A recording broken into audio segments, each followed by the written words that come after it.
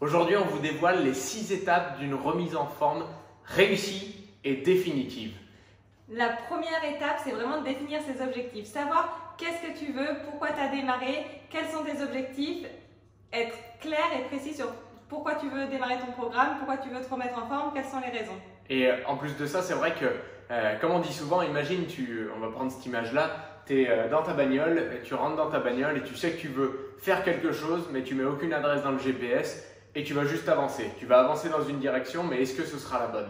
En fait, définir l'objectif, c'est savoir dire voilà où je vais et voilà la destination vers laquelle je veux arriver. Donc, il faut des fois peut-être un petit peu temporiser avant de vraiment démarrer sérieusement sa remise en forme en prenant peut-être ce jour ou ces quelques heures pour clairement définir quel genre de corps je veux atteindre, quel genre de forme je veux atteindre. Est-ce que ça va être plutôt un objectif sportif, par exemple je veux monter l'Everest, ou est-ce que ça va être je veux juste perdre 10 kilos pour être bien sur la plage, ou est-ce que ça va être je veux plaire à mon chéri ou à ma chérie. Voilà, définir clairement quel est l'objectif et qu'est-ce que j'attends comme résultat. Et aussi peut-être un point par rapport à ça, c'est que c'est aussi pour ça que quand on parle de remise en forme, et c'est ce qu'on fait avec nos clients, c'est qu'on ne parle pas vraiment de régime ou de quoi que ce soit. On essaye d'enlever le côté temporaire et on parle plus d'un aspect style de vie. Le deuxième point, c'est qu'est-ce que tu es prêt à perdre et qu'est-ce que tu es prêt à ne pas perdre. Par exemple, que tu veuilles perdre 10 kilos, je veux perdre 10 kilos en 2 mois, mais par contre, je ne suis pas prêt à arrêter les soirées, je ne suis pas prêt à arrêter l'alcool, j'en bois le jeudi, le vendredi et le samedi. Un peu le dimanche aussi. J'aime bien le dimanche faire des repas en famille et voilà, c'est ok, mais du coup, si tu n'es pas prêt à perdre ça, tu ne vas pas pouvoir avoir le résultat des 10 kilos en 2 mois. Tu vas peut-être pouvoir perdre 10 kilos en 6 mois, en 1 an, mais pas en 2 mois. Ou tu vas peut-être pouvoir perdre tes 5 premiers kilos, les kilos qui vont aller vite, mais pas plus. Donc, il faut savoir qu'est-ce que tu es prêt à perdre et qu'est-ce que tu es prêt à pas perdre. Te dire, je veux vraiment ces 10 kilos parce que je suis complexée ou parce que j'ai cet objectif-là. Ok, alors ça va être ok de perdre, par exemple, 2 jours de bringue et je vais me concentrer sur 1 ou 2 soirées par semaine au lieu d'en faire 4 ou 5. Vous comprenez la nuance. Et si par exemple pour toi c'est vraiment dans ton équilibre d'avoir ce repas de famille le dimanche et tu n'as pas envie d'être celui qui va compter les aliments, etc., eh ben, accepte aussi que du coup ça veut juste dire que tu vas devoir rallonger un petit peu. Si tu t'étais fixé cet objectif sur 1 mois, peut-être que c'est pas cohérent et que du coup il va falloir peut-être rallonger un petit peu et temporiser un petit peu par rapport à cet objectif. Peut-être te rajouter 1 semaine, 2 semaines, mais si ça contribue à ton équilibre, ce sera bon et sur le long terme, encore une fois avec cette vision long terme, tu seras beaucoup plus à l'aise. Et faire le point aussi sur tes priorités. Par exemple, si tu sors le jeudi, par exemple, j'avais une personne qui sortait le jeudi avec ses copines, le vendredi c'était avec son amoureux et le samedi c'était avec tout le monde et puis le dimanche c'était le repas de famille. Ça fait un peu trop de jours sur 7 jours si tu en as déjà 4 ou 5 qui vont pas. Donc te dire, peut-être que quand je vais sortir avec mon chéri, je vais aller dans un resto un peu plus sain, ou je vais faire des choix un peu plus sains. Peut-être qu'avec mes copines, on va faire qu'une soirée au lieu de faire les deux. Ou alors il y a une soirée où je vais pas boire d'alcool, tu peux t'amuser sans. Mais faire le point, voilà, qu'est-ce que je suis prêt à perdre, qu'est-ce que je suis pas prêt à perdre, mais tout en sachant ton objectif final, comment l'atteindre. Le troisième point, la troisième étape d'une remise en forme définitive et réussie, c'est de définir son plan. Donc, on a parlé d'objectifs, on a parlé de définir ce qu'on était prêt à perdre ou pas prêt à perdre. Faut connaître maintenant son plan. Ok, comment est-ce que je vais y arriver? Donc, à nouveau, enlevez-vous aussi de la tête pour quelque chose de vraiment réussi sur le long terme. Enlevez-vous de la tête quelque chose qui va être trop compliqué. On le dit clairement avec Lisa, en tant que nous-mêmes, on était nous-mêmes il y a quelques années dans la position où on avait envie de se remettre en forme. On a essayé des régimes, on a essayé de se priver, on a essayé ce genre de choses. Sur le court terme, ok, sur le long terme, ça ne fonctionne pas. Et ce n'est pas ce que tu veux. Donc, ce que tu veux principalement viser comme plan pour vraiment avoir des résultats à vie, c'est de trouver quelque chose avec lequel tu vas te sentir bien sur le long terme. On parle beaucoup à nos challengers, vous le savez peut-être ou peut-être pas si c'est la première fois que vous nous voyez, mais on parle beaucoup de petit déjeuner et d'hydratation. Et bien sûr, on va amener beaucoup de choses sur l'alimentation, sur l'éducation au niveau nutritionnel, sur l'activité physique, bien sûr tout ça. Mais on va parler aussi de choses simples qu'on peut répéter dans le temps. Un petit déjeuner, une hydratation, tout le monde a besoin d'être sérieux là-dessus. Et nous, avec notre solution, boisson nutritionnelle le matin, Aloe Vera Thermogenics la journée, ça fait une vraie différence, c'est facile à suivre et c'est pas un régime du coup. Et c'est vrai que c'est important de t'impliquer et de t'investir dans ta remise en forme.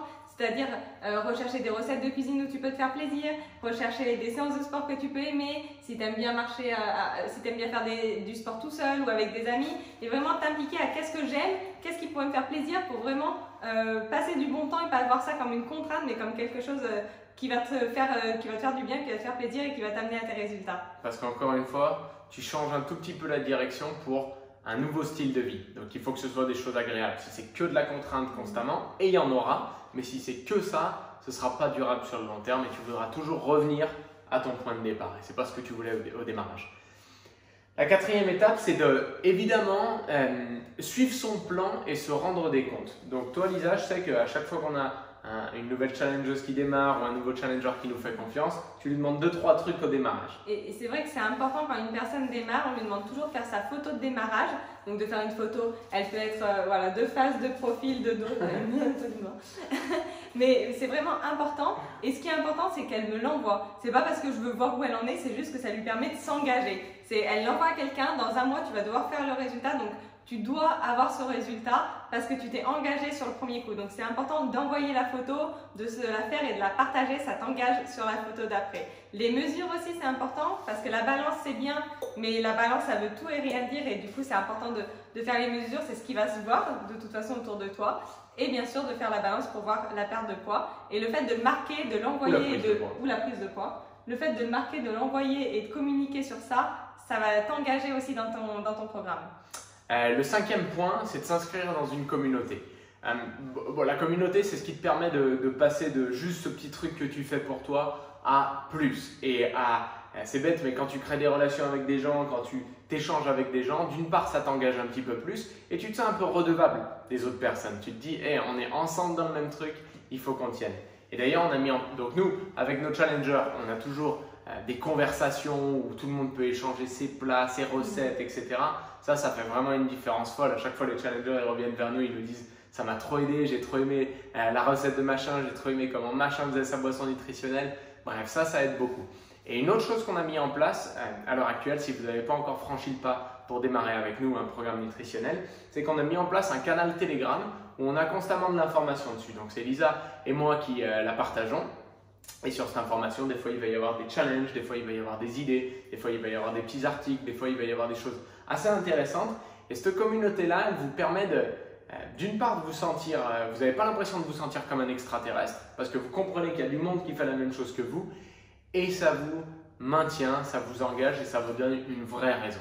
Et on dit toujours que tu es la moyenne des 5 personnes qui t'entourent. Et si les 5 personnes autour de toi ne sont pas forcément dans les mêmes objectifs que toi, n'ont pas forcément envie de se remettre en forme, le fait d'avoir cette communauté avec, tu vois, quand tu prends ton portable, tu vois des séances de sport, tu vois des repas sains, tu vois des gens qui se font plaisir, qui boivent beaucoup, qui s'hydratent beaucoup, voilà, ça te donne envie vu que tu le vois le plus souvent sur ton téléphone, ça te donne envie de le faire. Alors que si tu n'es pas du tout confronté à ça, si tu as juste ton petit déj le matin et que le midi tu es avec des personnes qui mangent n'importe quoi, la journée tu es avec des personnes qui grignotent, qui sont négatives, qui se plaignent, qui veulent pas faire de sport, qui se moquent un peu des personnes qui font du sport, petit à petit tu as pris ton petit déjeuner, tu as été dans des bonnes conditions et petit à petit à la fin de la journée tu vas être dans une condition à ça me saoule, je veux pas faire du sport, j'en ai marre, je vais me commander une pizza. Alors que si tu es mis en relation et que tu vois des choses saines, tu vois des gens qui font du sport, tu vois des personnes qui sont positives, des personnes qui vont vers leurs objectifs, alors ça te donne aussi envie d'y aller.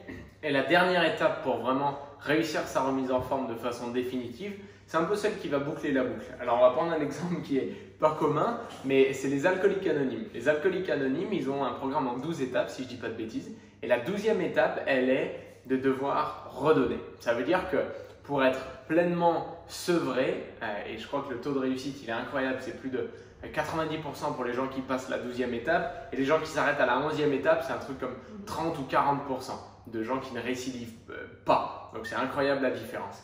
Et cette dernière étape, c'est de savoir à son tour accompagner une nouvelle personne. Donc pourquoi on aime particulièrement ce qu'on fait? Déjà, c'est parce qu'on le fait, mais c'est aussi parce que nous, on a eu la chance de passer de l'autre côté. On était consommateur au démarrage, on était client, on avait besoin de notre remise en forme et on est passé dans la phase où nos résultats nous ont donné de la confiance et de l'envie d'accompagner d'autres personnes. Et le fait de déplacer juste le focus et le point sur soit sa remise en forme, ses petits problèmes, son petit train-train, eh ben on le passe à d'autres, on se concentre sur d'autres personnes. Donc ça soulage un petit peu la pression sur soi, ça nous permet de faire les meilleurs choix sur le long terme et ça nous permet de redonner ce qu'on a pu apprendre. Et pour finir, ces 6 étapes qu'on vous a parlé, c'est exactement les 6 étapes qui nous ont permis, nous, d'avoir nos résultats. Donc c'est pour ça qu'on a décidé de faire cette vidéo, pour les redéfinir sur la fin. C'était définir clairement ses objectifs, savoir qu'est-ce que tu veux, où tu veux aller, définir ce que tu acceptes de perdre et ce que tu n'es pas prêt à perdre pour être clair avec toi et être engagé. Définir ton plan, donc qu'est-ce que tu vas faire, tes repas, comment tu vas aménager ta semaine avec ton sport, etc. Suivre ton plan et t'engager en faisant ta photo de démarrage, tes mesures, ta balance et tout ça. Le 5e, s'inscrire dans une communauté. Donc, par exemple, nous, on a une communauté. Regardez, suivre des personnes qui font du sport, suivre des personnes qui mangent bien sur les réseaux et redonner, c'est-à-dire offrir aussi l'opportunité à des personnes à se remettre en forme. Si tu fais ces 6 étapes, je peux t'assurer que tu vas avoir des résultats. Garanti sur le long terme et que tu vas réussir. Bref, écoutez, pour ceux qui veulent rejoindre le canal Telegram, il y a le lien qui est en dessous de cette vidéo si vous la regardez sur YouTube. Donc c'est un accès gratuit et pour les personnes qui veulent démarrer un programme nutritionnel avec nous, bah évidemment ça on le voit directement ensemble parce que c'est nous qui vraiment vous accompagnons. Donc passez une bonne journée.